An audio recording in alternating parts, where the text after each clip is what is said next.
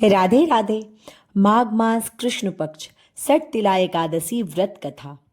मंगलम भगवान विष्णु मंगलम गरुड़ध्वजा मंगलम पुंडरीकाक्षयो मंगलाय तनोहरि।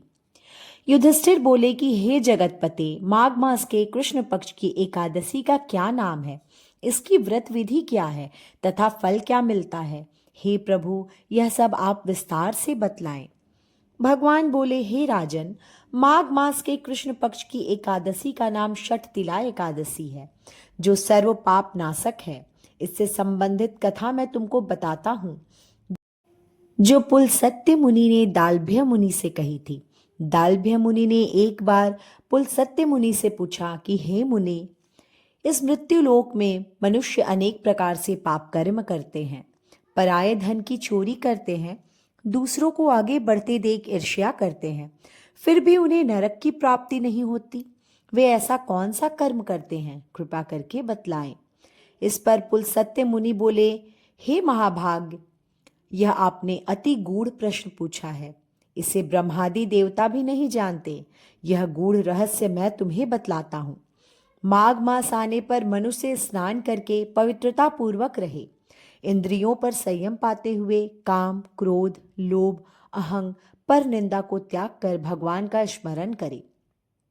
हाथ पैर धोकर पुष्य नक्षत्र में गोबर, कपास, तिल मिलाकर कंडे बनाए। फिर 108 बार हवन करे।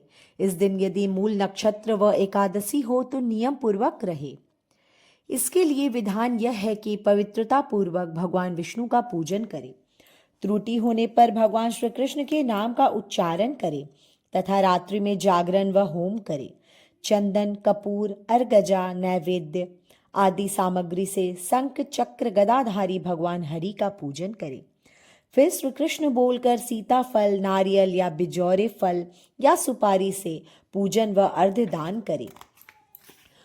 उस समय कहे कि हे प्रभु, आप अशरणों को शरण देने वाले परम दयालु हैं। आप संसार में डूबे लोगों का उद्धार करें। हे कमल नयन, हे जगत गुरु, आप प्रसन्न होइए। लक्ष्मी जी सहित आप मेरे अर्घ्य को स्वीकार कीजिए। फिर ब्राह्मण को जलयुक्त कुंभ दे। श्यामा गाय व तिल पात्र देना भी उत्तम है।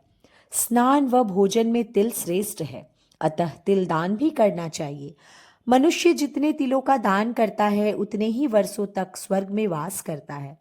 तिल से स्नान करना, तिल का उपटन लगाना, तिल से होम करना, तिल मिश्रित जल पीना, तिल का दान करना, तिल से बने पदार्थों का भोजन करना आदि 6 कर्मों में तिल का उपयोग करने के कारण ही इस एकादशी को षट तिला एकादशी कहा जाता है।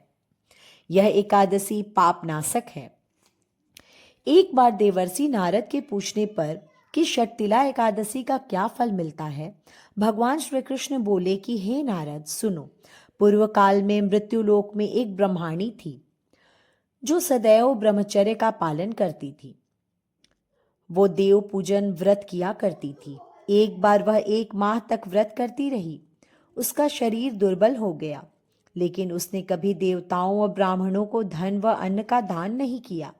मैंने विचार किया कि इस ब्रह्माणी ने व्रत आदि करके अपने शरीर को तो पवित्र कर लिया, उससे इसे विष्णु लोक तो मिल जाएगा, लेकिन कभी फल का दान नहीं किया, इसलिए इसकी तृप्ति होना कठिन है।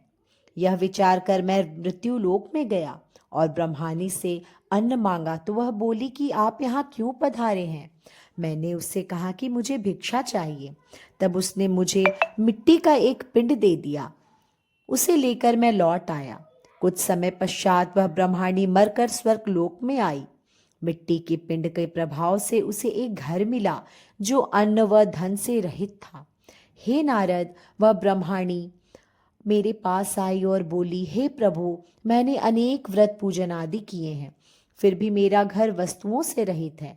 तब मैंने उससे कहा कि हे ब्रह्माणी, तुम अपने घर जाओ और देव स्त्रियां जब तक तुम्हें देखने आए तब उनसे षट तिला एकादशी का पुण्य व विधि सुन लेने के बाद ही दरवाजा खोलना। फिर वह ब्रह्मानी घर गई तो उसे देव स्त्रियां आकर दरवाजा खुलवाने लगी। तब ब्रह्मानी बोली कि यदि आप मुझे देखने आई हैं तो षट तिला एकादशी का महात्म्य सुनाइए। उसमें से एक स्त्री ने षट तिला एकादशी का महात्म्य सुना दिया। तब ब्रह्माणी ने दरवाजा खोला। उस समय देव स्त्रियों ने उसे अन्य सभी स्त्रियों से बिल्कुल अलग पाया। ब्रह्माणी ने भी देव स्त्रियों के कहे अनुसार षटतिला एकादशी का व्रत किया। व्रत के प्रभाव से उसका घर धन धान्य से भर गया। इस प्रकार षटतिला एकादशी का व्रत करने से आयु बढ़ती है, स्वास्थ्य उत्तम रहता है तथा दरिद्रता और मनुष्य के प्रायः सभी पापों का नाश होता है। षटतिला एकादशी का महत्व भगवान विष्णु को समर्पित है और इसमें तिल का विशेष महत्व होता है, जो पितृदोष नाशक और पाप शुद्ध करने वाला माना जाता है।